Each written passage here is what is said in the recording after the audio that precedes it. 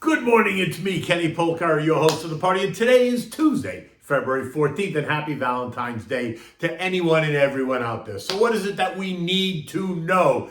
It is all about the consumer price index, and the markets do not appear to be concerned about it at all as stocks rally. A Hunter report will be explained away by seasonality. But investors should be looking at what the services portion of the CPI report says about inflation in that sector. And there's lots of more macro data coming to us as the week unfolds. And what do we have for dinner tonight? We're going to have the apple cinnamon pork chops, right? They're delicious, easy to make, and easy to eat. Okay, look, investors cannot get enough of stocks, right? The Dow ended the day higher, 380 points, or 1.1%. The S&P gained 50 points, or 1.1%. The Nasdaq up 175 points, or 1.5%. The Russell added 22 points, or 1%. And the transports rallied by 140 points, also up 1%. So really 1% across the board. Every sector except energy ended the day higher yesterday. And what has been the pattern lately, why we keep seeing the best movers in 2023 come from the worst performers in 2022. So tech up by 1.7, consumer discretionary 1.5, communications added 1.5, semis gained 1.5, cyber gained 1%, disruptive tech up 1.7%, housing added 2.4, retail is up 2.5%, small caps added 1.2, and mid cap value added 1.3% right across the board. Now look, the Fed released a consumer survey yesterday that showed that one-year inflation expectations were little changed from the prior month. But this is in contrast to what we saw on Friday out of the University of Michigan inflation survey. It showed that one-year expectations for inflation ticked up to 4.2%, up from last month's 3.9%. So which is it? Are expectations moderating or not? Well, we're about to find out at 8:30 this morning. The government's going to release the monthly CPI report. And that is expected to show a month-over-month gain in inflation ticking up by 0.5% versus last month's up 0.1%. While the year-over-year read is expected to be at 6.2% versus last month's 6.5%. And if you take out food and energy, then the reads are expected to be up 0.4 and up 5.5%. The monthly number up while the yearly number is down. And that's the issue here, right? What will investors focus on? Are they going to focus on the increase or the decrease? On top of that, expect to hear how the reformulated equation gets us to this new monthly report. To better reflect the data, housing costs have a slightly increased role in the result, while used cars and food and energy have a lesser role in the equation. It's convenient, isn't it? Why? Because food and energy should take on a much larger role, considering we use them every day. And they make much more of an impact on our lives, right? I mean, how often are you buying a house or a used car? What's more important to you? The fact that your house temporarily declines in value by 5%? What if it's 10%? Who cares? Or the fact that the food costs went up by 20%. Right? And that doesn't feel so temporary. And just curious, it's really a rhetorical question.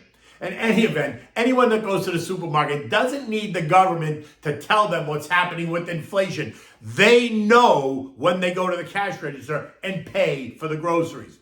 In addition, we must pay attention to the core services inflation number within the CPI report, because this speaks directly to the U.S. economy, which is a 75% services economy. Upward pressure there suggests a tight labor market and higher wages, which will spook the markets. Now, a top-line number that comes in a bit less than the expectation is going to explain yesterday's rally. But a number that is hotter than expected could see us take back all of yesterday's gains and then some. Now look, the whisper number is suggesting a hotter number, while yesterday's strong rally is suggesting a weaker number. So it's anyone's guess to which way this goes today, right? It's all going to be on how they present it.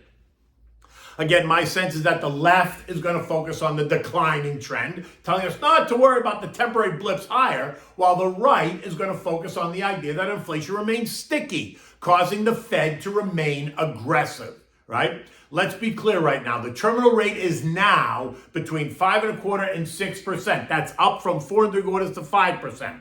And the pause is not coming at least until early summer versus in March. And the pivot That's not happening at all in 2023 and may not happen until 2025, according to Jimmy Bullitt. On Thursday, we're going to get the inflation at the producer level, right? The PPI report, and that too is expected to show a larger increase month over month while showing a decline year over year. After today, though, we're going to understand how they present it and where they're trying to get you to focus. Should you concern ourselves with the monthly uptick or pay attention to the yearly downticks? Trust me, they're going to try to get you to focus on the downticks. In the end, I expect them, like I said, I expect them to focus on the downticks because that tells the better story, right? The month-over-month increase will be credited to the new formula and seasonality, which they will downplay. But look, how long have I been worried about declining inflation suddenly turning its ugly head up, causing ongoing angst for the Fed and higher rates for the country? I've been saying it for months that I thought this was potentially going to happen, and maybe it's looked like it is happening. I mean, the headline CPI month over month has been revised higher for the last 4 of the last 5 months. Right? They report it in December and then they revise it up in January. Then they report in January and revise it up in February. And they did that again last night. The original read last month showed a decline of 0.1%.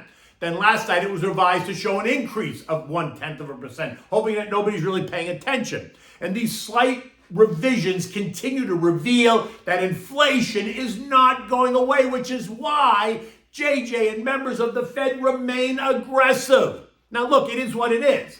And today's report will be telling, but with the December revision and the new calculation method, investors need to be ready for anything. In addition, look for more macro data on retail sales, industrial production, capacity utilization, Philly Fed, and the New York Fed survey as the week goes on. Oil, that fell by 50 cents yesterday. Joey's set to sell more oil from the Strategic Petroleum Reserve, right? Another 26 million barrels, leaving it at the lowest level in 40 years. The Energy Information Administration said that they expect record March production from 7 of the biggest U.S. shale basins, right? And Turkey resumed exports last week after the devastating earthquake, and all that helped to push oil a little bit lower. This morning, oil is trading down $1.32 or 1.6% at $78.80. It appears that we're stuck in this kind of 77 range, $77 to $80 range. Now, on the other hand, United Arab Emirates is concerned that global oil production is not going to be able to keep up with increased demand into 2024, right? Saying that I'm not worried about demand. What worries me is whether or not we're able to have enough supply in the future, supply of fossil fuel in the future. And that, along with the fact that Joey needs to replace all of the oil that he sold, should help put a floor under oil and keep it elevated in the months ahead. Now look, recall, street estimates are calling for $90 to $110 a barrel of oil this year. So that's up significantly from where we are today. The dollar index, which traded down to 101 last week, found support, as traded back up to nearly 104, is now trading at 103.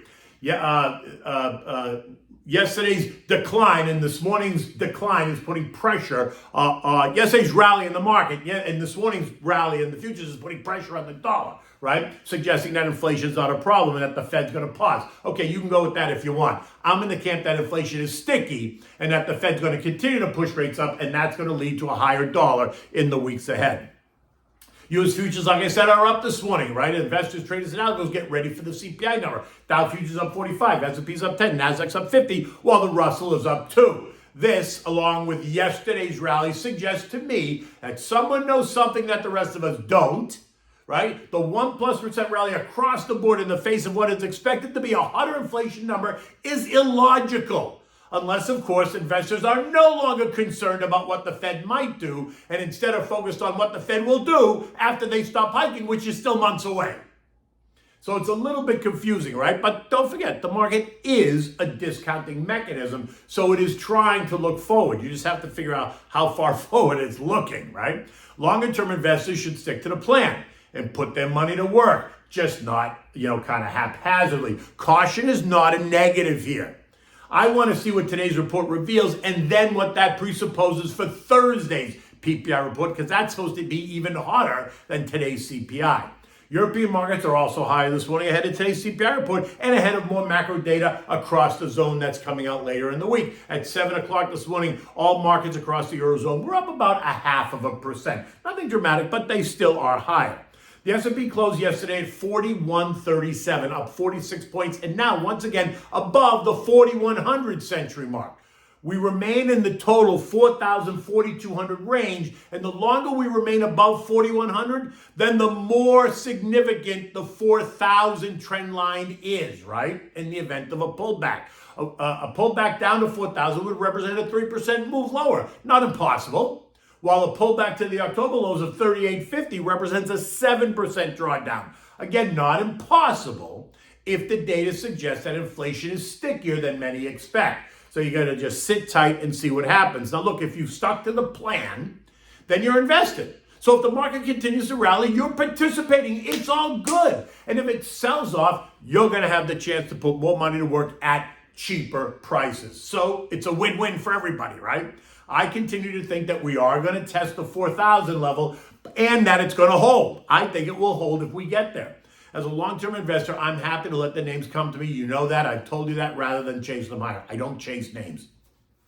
I continue to favor the stuff that people need, right? So that's healthcare, that's energy, it's utilities, that kind of stuff. And I'm kind of supporting that with cybersecurity, small and mid-cap names, artificial intelligence around the edges, big mega cap. Remember, building a strong foundation is the key. Buy names on weakness as long as the weakness is not a fundamental shift in the name that you're in or the sector that you're looking to buy. Okay, look, apple cinnamon pork chops. Oh my God, these are delicious. It's an interesting and easy recipe that's going to change the way you think about pork chops. It's easy to make, it's pleasing to the eye, and it is delicious. Takes you no more than about 40 minutes, 30 or 40 minutes to prepare and serve it, and it's it will become a very popular recipe in your house. So for this, you need the chops, right, on the bone or off bone. I prefer on the bone, but that's me. You need butter, brown sugar, cinnamon, nutmeg, salt and pepper, apples. I use red apples, and crushed pecans, maybe 3 tablespoons or so. It depends on how much, if you like pecans. I like pecans, so I'd use a little bit more. Anyway, you season the pork chops with salt and pepper. Then in a saute pan, heat up some butter, add the chops and brown them on each side, maybe 4 minutes, depending on the thickness, right?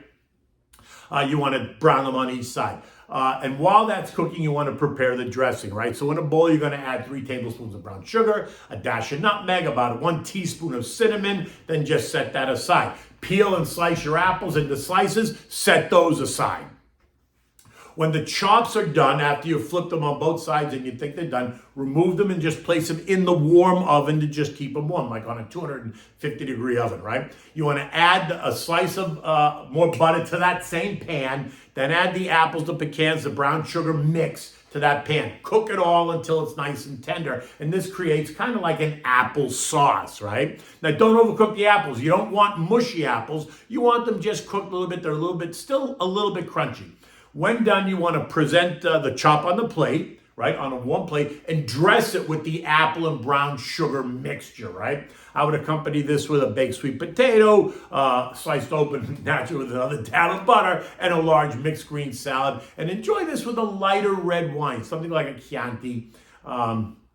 Is great for this dish, right? You don't want anything really heavy. I mean, you can drink heavy if you want. I would prefer a lighter red, either a Chianti or a Pinot Noir, something like that. Always works well with this dish. In any event, it's just another beautiful day here in South Florida, and as we await the CPI report. So until tomorrow, take good care.